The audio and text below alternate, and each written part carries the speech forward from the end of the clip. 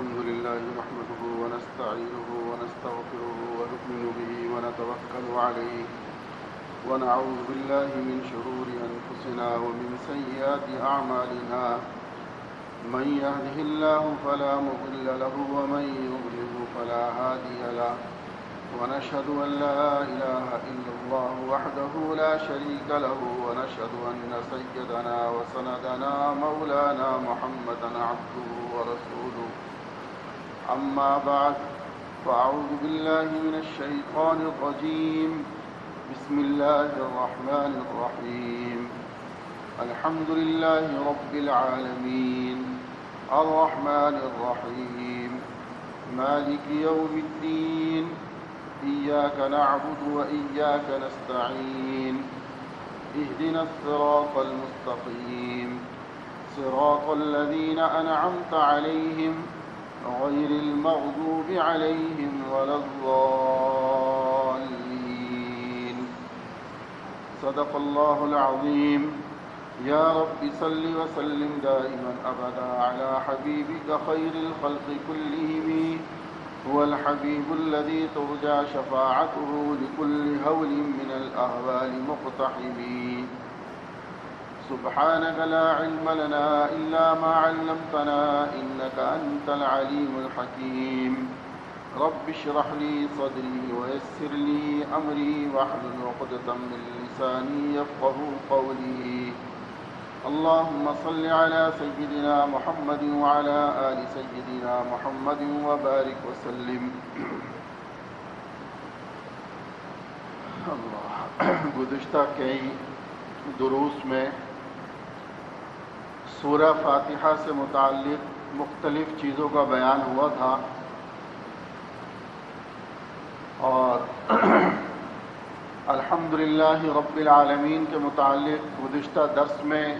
کافی تفصیل سے بات ہوئی تھی کہ تمام تعریفیں اللہ کے لیے ہیں جو رب ہے تمام جہانوں کا، جو پالنے والا ہے تمام جہانوں کا۔ الرحمن الرحیم، اگرچہ اس پر بسم اللہ الرحمن الرحیم کے موضوع پر بھی موقع پر ان دونوں صفتوں کے بارے میں بیان ہوا تھا کہ الرحمن الرحیم یعنی اللہ کی جو صفت رحمان ہے یہ عمومی ہے، مسلمان ہو، کافر ہو، مشرک ہو، دنیا میں صفت رحمان کی جو تجلی ہے وہ سب پر ظاہر ہوتی ہے۔ اللہ رب العزت سب کو عطا فرماتے ہیں۔ صفت رحیم الرحیم جو ہے یہ خاص ہے مومنوں کے ساتھ آخرت میں، کہ اللہ رب العزت کی طرف سے جو خزانے اور جو رحمتیں اور نعمتیں انسان کو خاص طور سے اہل ایمان کو ملیں گی کہ وہ ایسی رحیم ذات ہے کہ جو خوب عطا فرمائے گا اور کھل کر عطا فرمائے گا۔ اسی لیے کہا جاتا ہے کہ رحمان الدنیا و رحیم الآخرہ، کہ اللہ سبحانہ و تعالیٰ کی وہ ذات ہے جو دنیا میں صفت رحیم کی تجلی گویا کہ ہے، اور رحیم الآخرہ اور آخرت میں اس کی صفت رحیم کی اور دنیا میں صفت رحمان کی تجلی ہے۔ مفسرین اکرام نے اس سلسلے میں بہت کچھ لکھا ہے۔ ایک واقعہ لکھا ہے کہ ایک موقع پر کسی غزوے کے موقع پر ایک خاتون کا بچہ گم ہو گیا، تو وہ آپ کو معلوم ہے جب ماں ہو اور بچہ گم ہو جائے تو اس کی حالت کیا ہوتی ہے۔ بے قرار ہو کر وہ تڑپ رہی تھی اور ایک ایک بچے کو جا کر دیکھتی کہ کہیں یہ میرا بچہ نہ ہو، کہیں یہ میرا بچہ نہ ہو۔ اس کی اس بے قراری کو دیکھ کر اللہ کے رسول علیہ الصلاۃ والسلام نے صحابہ رضی اللہ تعالی عنہم سے فرمایا کہ تم اس عورت کی بے قراری دیکھ رہے ہو، کیا یہ عورت اپنے بچے کو آگ میں ڈال سکتی ہے؟ صحابہ رضی اللہ تعالی عنہم نے عرض کیا کہ یا رسول اللہ یہ کیسے ممکن ہے کہ ایک ماں اپنے بچے کو کیسے آگ میں ڈال دے گی؟ فرمایا کہ میرا رب اس ماں کی ممتا سے زیادہ اور اس کے دل میں جو اپنے بچے کے لیے محبت ہے اس محبت سے بے انتہا زیادہ اللہ رب العزت اپنے بندوں سے محبت رکھتا ہے۔ اللہ رب العزت اپنے بندوں کو نہیں چاہتے کہ وہ آگ میں جائیں، لیکن یہ بندہ خود اپنے آپ کو ایسا بناتا ہے کہ جس کی وجہ سے اس کو آگ میں ڈالا جائے گا، ورنہ رب کریم کی رحمت جو ہے وہ یہ گوارا نہیں کرتی کہ میرا کوئی بندہ آگ میں جائے۔ اور پھر فرمایا، جس کا مفہوم ہے کہ فرمایا کہ اس رب نے 100 حصے رحمت کے 100 حصے پیدا فرمائے، ان میں سے ایک حصہ اللہ رب العزت نے دنیا کے اندر انسانوں کو، جانوروں کو، چرند اور پرند کو، یعنی تمام مخلوقات کو اس 100 حصوں میں سے ایک حصہ عطا فرمایا ہے، جس کا مظاہرہ تم ایک ماں کو دیکھتے ہو کہ وہ اپنے بچے کے لیے کیسی بے قرار ہو جاتی ہے، تم جانوروں کو دیکھتے ہو کہ وہ اپنے بچوں کے لیے کیسا خیال کرتے ہیں۔ اسی طرح ایک موقع کے اوپر ایک صحابی رضی اللہ تعالی عنہ نے ایک چڑیا کے کچھ بچوں کو اس کے گھونسلے سے اٹھا لیا۔ وہ چڑیا اپنے بچوں کی جستجو میں آ کر ان کے اوپر چکر لگانے لگی۔ جیسے ان صحابی نے کپڑے کو کھولا تو وہ اپنے آپ کو اس چڑیا نے اپنے بچوں پر گرا دیا، یعنی یہ خیال نہیں کیا کہ میں بھی پکڑی جاؤں گی، میں بھی قید میں جاؤں گی۔ تو آپ نے فرمایا کہ دیکھو، جانوروں کو مت ستایا کرو، ان پر رحم کرو، اس لیے کہ دیکھو ایک ماں یعنی وہ چڑیا، اس نے اپنی جان کا خیال نہیں کیا، اپنے آپ کو بھی اپنے بچوں کے پیچھے قید میں ڈال دیا کہ چاہے جو بھی ہو لیکن بچوں سے دوری اختیار نہیں کی۔ تو یہ ایک حصہ محبت، ایک حصہ ہمدردی، ایک حصہ شفقت ہے کہ جو اللہ نے دنیا کے اندر مخلوق کو عطا فرمایا، جس کے مظاہرے ہم دیکھتے رہتے ہیں۔ فرمایا اور وہ 99 حصے اس رب نے اپنے پاس رکھے ہیں۔ تو اللہ کو یہ نہیں چاہتے کہ میرا بندہ وہ تکلیف میں جائے، آگ میں جائے، لیکن یہ بندہ خود ایسے کام کرتا ہے جس کی وجہ سے اپنے آپ کو اس کا مستحق بنا لیتا ہے۔ لہذا اس بات کی ترغیب دی کہ دیکھو اے انسانوں ارحمو، فرمایا کہ تم ارحمو من فی الارض یرحمکم من فی السماء، کہ تم زمین والوں پر رحم کرو، آسمان والا تم پر رحم کرے گا۔ اس کی ترغیب دی گئی ہے، ایک دوسرے سے ہمدردی کرو، ایک دوسرے کا خیال کرو۔ یہ جو ظلم و زیادتی ہے، اللہ رب العزت فرماتے ہیں کہ یہ مجھے پسند نہیں ہے۔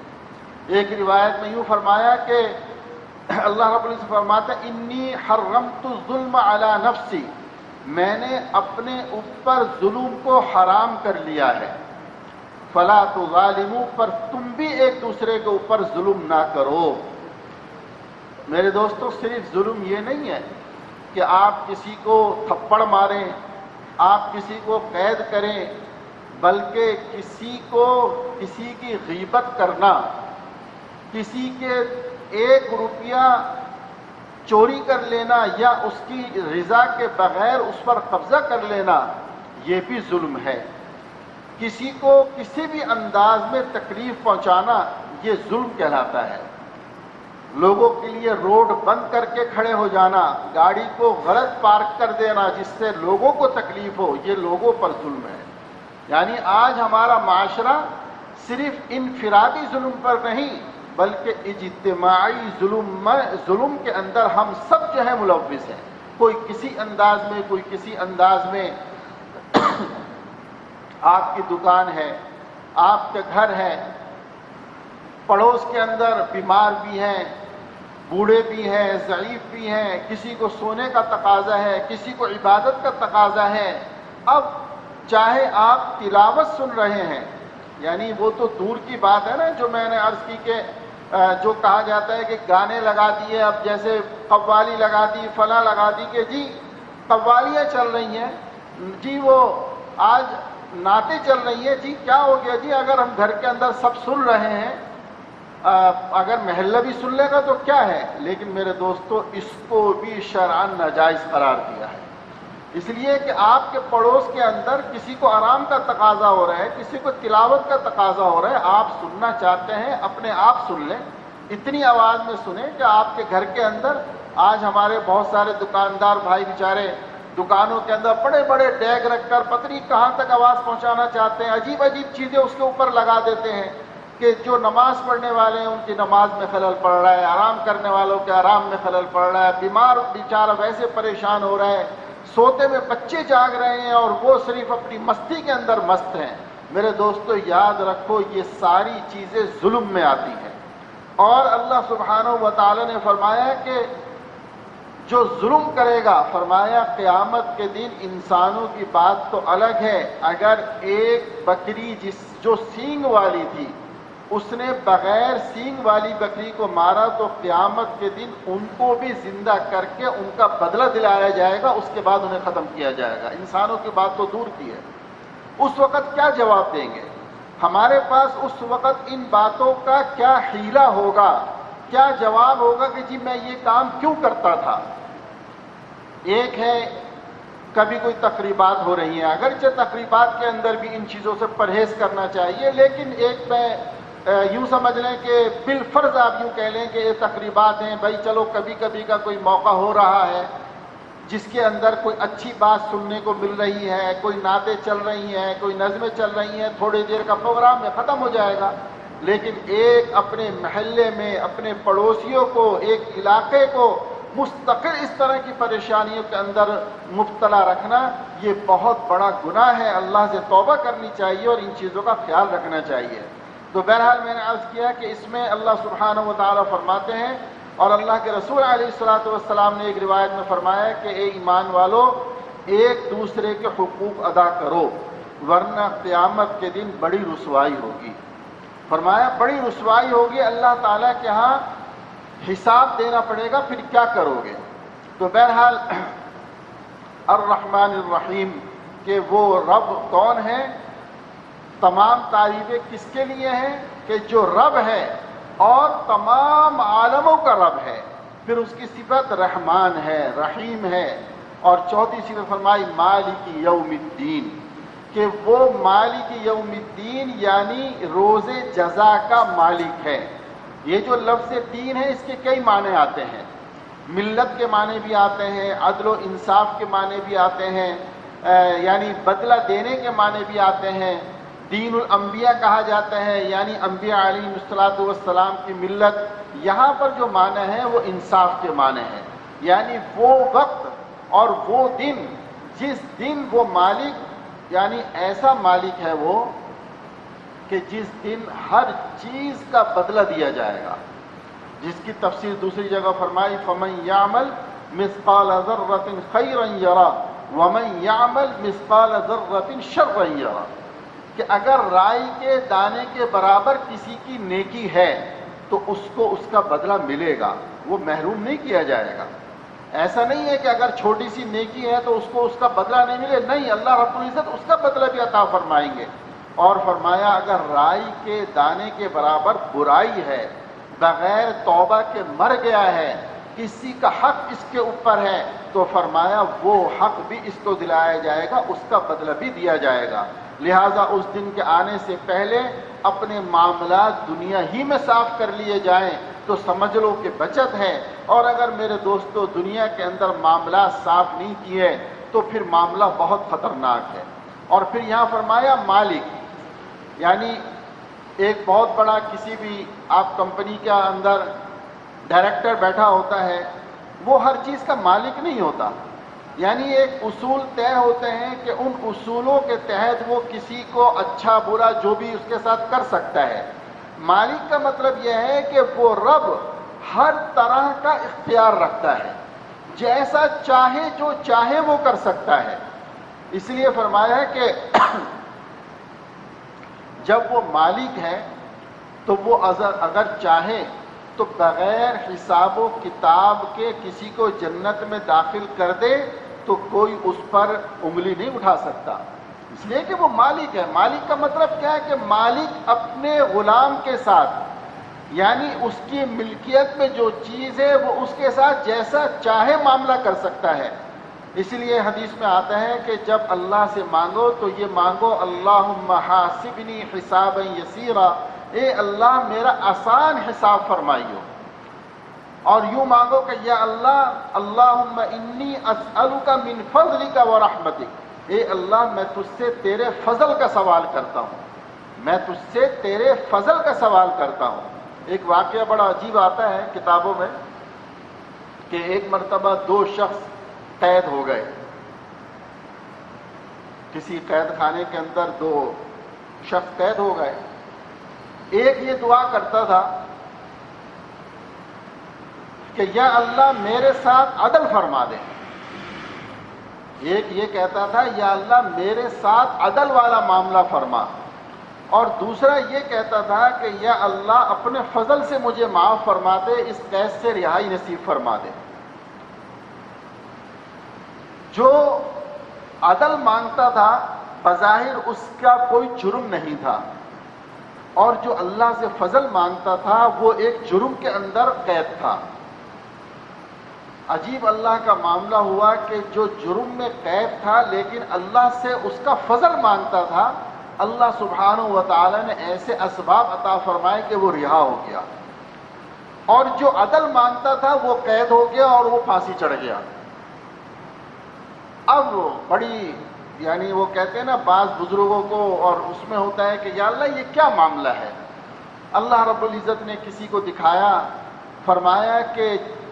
جب اللہ سے مانگو اس کا فضل مانگو، اس لیے کہ اگر عدل مانگو گے تو پھر بچ نہیں سکتے،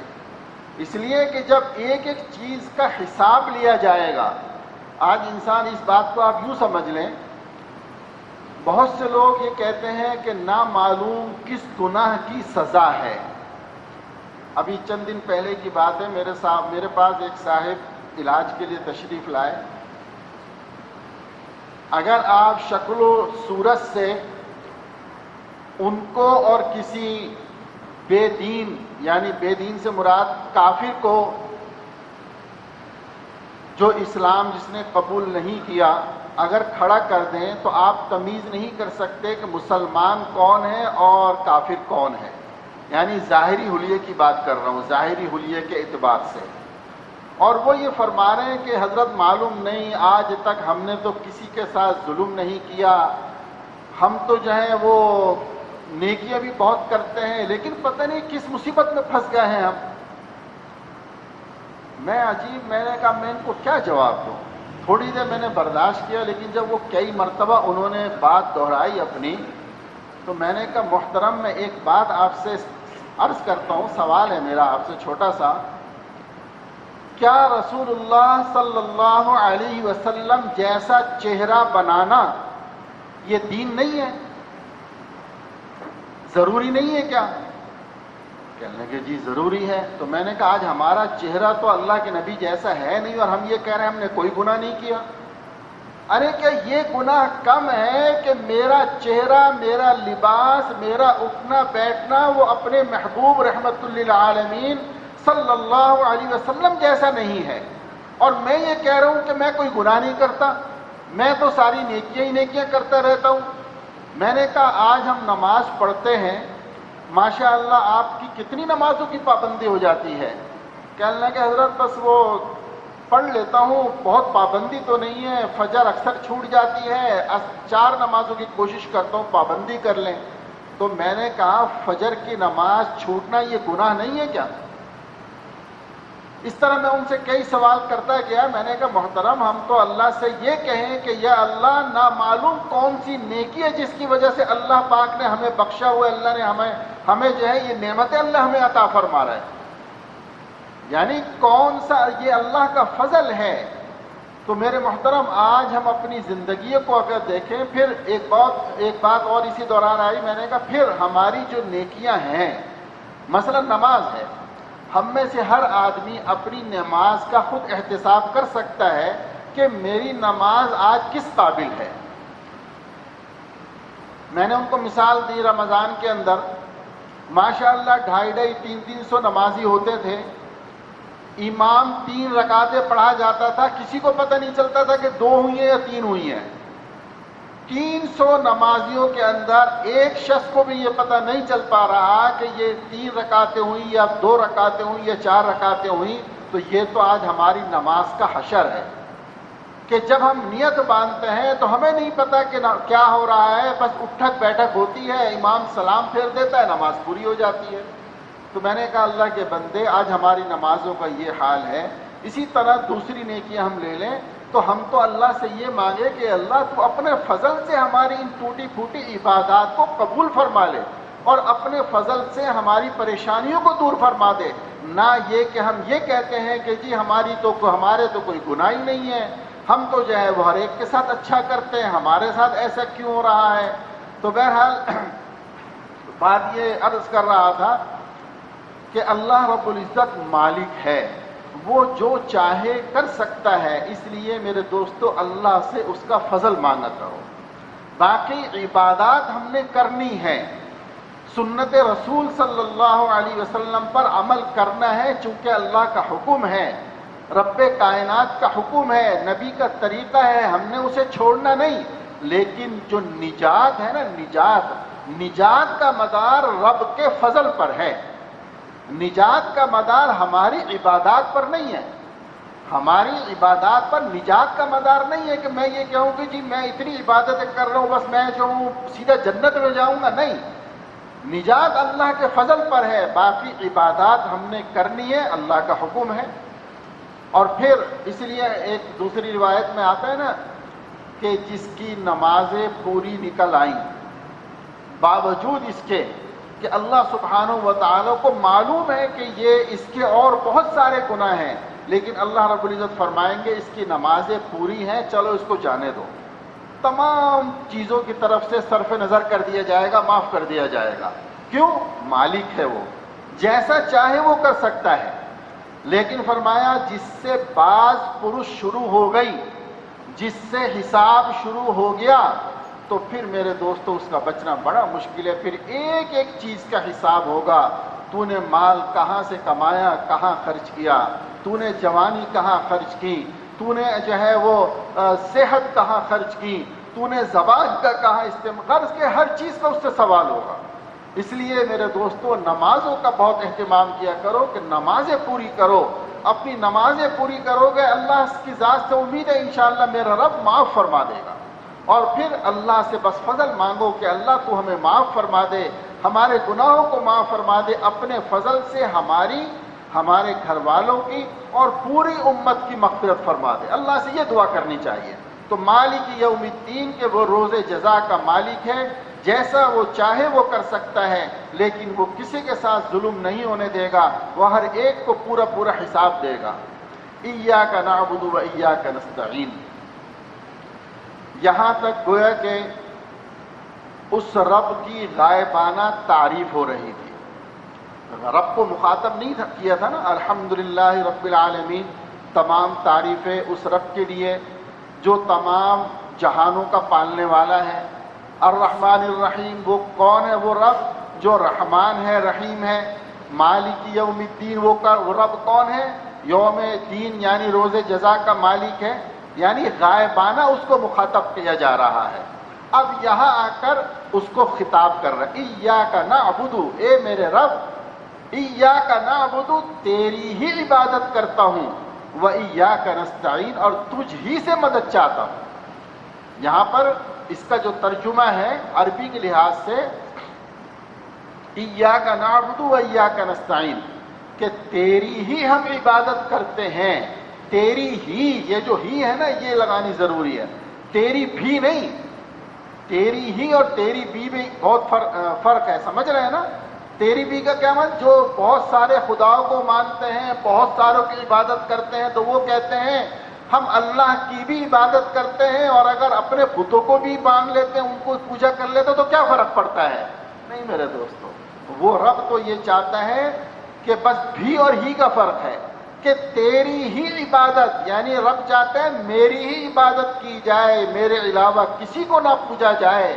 مجھ ہی سے مدد مانگی جائے، میرے علاوہ کسی سے مدد نہ مانگی جائے، تو وہ خالص اس کا بندہ ہے۔ فرمایا ایاک نعبد و ایاک نستعین، کہ ہم تیری ہی عبادت کرتے ہیں اور تجھ ہی سے مدد چاہتے ہیں۔ اب یہاں پر ایک سوال یعنی کوئی کر سکتا ہے، سوال پیدا ہوتا ہے ایک کہ ہم اللہ کی عبادت کیوں کرتے ہیں؟ ایک بات ہے نا کہ انسان اگرچہ پیچھے اس کی سمجھدار کے لیے باتیں بہت ساری آ گئیں کہ وہ اس لیے اس کی عبادت کرتے ہیں کہ وہ تمام جہانوں کا پالنے والا ہے، رحمان رحیم ہے۔ مفسرین نے لکھا ہے، اللہ اکبر، اللہ جزائے خیر دے ان حضرات کو جو اتنا کچھ خزانے ہمیں دے گئے، فرمایا کہ دیکھو عبادت، جس کی عبادت کی جائے، معبود کے لیے 4 چیزوں کا ہونا ضروری ہے۔ الوہیت کی شرائط آپ سمجھ لیں اس کو، یعنی کسی کے الہ ہونے کے لیے، کسی کے معبود ہونے کے لیے، کسی کے خدا ہونے کے لیے سب سے پہلی چیز یہ کہ اس کا اپنا وجود وہ واجب الوجود ہو، یعنی وہ کسی کا عطا کردہ نہ ہو، کسی کا پیدا کردہ نہ ہو، بلکہ وہ خود بخود اس کا وجود ہوا ہو۔ اگر وہ واجب الوجود ذات ہے تو وہ عبادت کے لائق ہے، اور اگر کسی کی پیدا کردہ ہے تو وہ عبادت کے لائق نہیں ہے۔ بات سمجھ رہے ہیں؟ اللہ رب العزت کی ذات وہ ذات ہے جو کسی نے جس کو پیدا نہیں کیا۔ باقی تمام تر مخلوق جو کچھ ہے وہ سب مخلوق ہے جس کو اللہ نے پیدا کیا ہے۔ جتنے بت ہیں اللہ نے پیدا کیے، چاند سورج جن کی عبادت لوگ کرتے ہیں اللہ نے پیدا کیے، جنات فرشتے اللہ نے پیدا کیے، ستاروں کی لوگ عبادت کرتے ہیں اللہ نے پیدا کی۔ تو جتنی بھی چیزیں ہیں یہ سب کی سب وہ ہیں جو پیدا کی ہوئی ہیں، لہذا عبادت کے لائق نہیں ہے۔ عبادت کے لائق صرف وہ ذات ہے جو واجب الوجود ہے، یعنی جس کا اپنا وجود کسی کا محتاج نہیں ہے، بس آپ یہ سمجھ رہے ہیں۔ اور اللہ کا وجود کسی کا محتاج نہیں ہے، وہ رب کائنات جو چاہے وہ کر سکتا ہے۔ تو سب سے پہلی بات یہ کہ وہ واجب الوجود ہے، کسی کے پیدا کردہ نہیں بلکہ خود بخود وجود ہے اس کا۔ دوسری شرط اس کے اندر کیا ہے کہ وہ قادر مطلق ہو۔ قادر مطلق کا مطلب کیا ہے کہ اپنے ہر کام میں جو چاہے وہ کرے، کوئی اس کے کام میں دخل اندازی نہیں کر سکتا، اور اگر کرے گا تو اس کی دخل اندازی کسی کام نہیں آئے گی۔ قادر مطلق ہے، اور اللہ سبحانہ و تعالی سے زیادہ قادر مطلق کون ہو سکتا ہے، جس کے بارے میں قرآن کہتا ہے ان اللہ علی کل شیء قدیر، کہ وہ ذات ہے جو ہر چیز پر قادر ہے، ہر ذرے پر وہ قادر ہے۔ وہ زمین و آسمان کے اندر جو تغیر کرنا چاہے، وہ انسان کی سر سے پاؤں تک جو ایک چھوٹی سی سلطنت ہے، زمین و آسمان تو دور کی بات ہے، جو ایک چھوٹی سی سلطنت ہے، جس کے چاہے وہ جب چاہے گردے فیل کر دے، جب چاہے کسی کو اٹیک ہو اس کا دل بند ہو جائے، جب چاہے دماغ کی نس پھٹ کر ختم ہو جائے، کوئی اس کو روک نہیں سکتا، جو چاہے وہ کر سکتا ہے۔ علی کل شیء قدیر، وہ قادر مطلق۔ لہذا دوسری شرط رب کے اندر، معبود کے اندر جو پائی جانی ضروری ہے وہ قادر مطلق ہو۔ اب آپ دیکھ لیں جنات کیا قادر مطلق ہے، چاند سورج ستارے جتنے بھی، غرض یہ کہ جتنی چیزوں کی آج دنیا میں عبادت کی جاتی ہے، ساری چیزوں کو آپ ایک ایک کو لے لیں، ہر چیز محتاج ہے، ہر چیز محتاج ہے۔ اور خاص طور سے وہ بت اور وہ قبریں، وہ یعنی وہ مزار، وہ قبور جہاں پر اگرچہ اللہ والے اس کے اندر سو رہے ہیں، لیکن کیا وہ اس پر قادر ہیں کہ اگر ان کی قبر کے اوپر کوئی گن پھینک کر چلا جائے تو وہ اس گن کو ہٹا سکے؟ کیا وہ اس پر قادر ہیں کہ اگر کوئی وہاں پر بیٹھ کر کوئی، یعنی اللہ نہ کرے، کوئی بدبخت اگر کوئی جو ہے وہاں پر گندگی پھیلائے، اور وہ اس پر قادر ہے کہ وہ اس کو وہاں سے ہٹا دے؟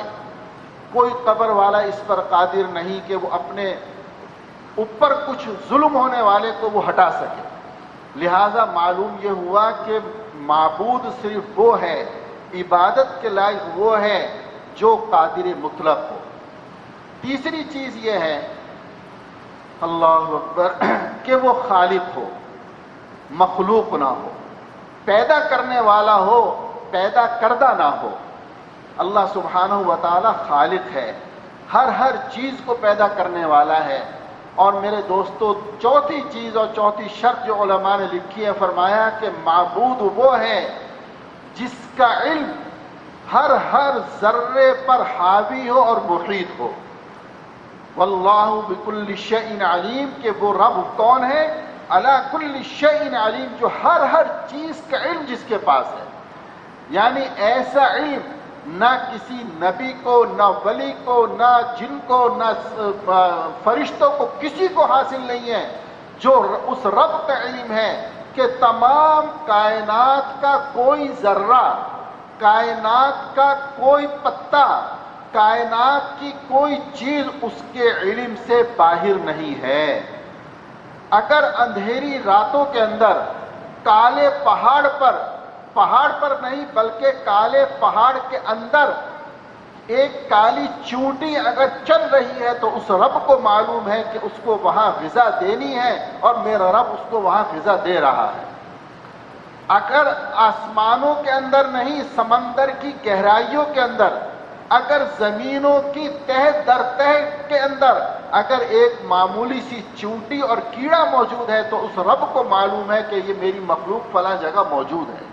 ایسا اس کا علم حاوی ہے، ایسا اس کا علم محیط ہے۔ ایک انسان کیا سوچ رہا ہے اس کے ابھی وہ کر نہیں رہا، تصور کے اندر اس کے کوئی چیز آ رہی ہے، رب اس کو بھی جانتا ہے کہ اس کے دل کے اندر کیا ہے۔ ان اللہ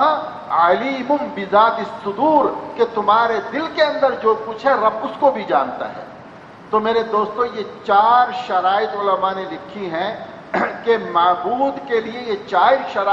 شرائط ہونی چاہیے، اور یہ چاروں شرائط اس رب کے لیے پائی جاتی ہیں کہ وہ اللہ واجب الوجود بھی ہے، قادر مطلق بھی ہے، خالق بھی ہے، اور علیم بھی ہے کہ ہر چیز کا علم اس کے پاس موجود ہے، کوئی چیز اس کے علم سے باہر نہیں ہے۔ لہٰذا ایسے ہی رب کی عبادت کرنی چاہیے،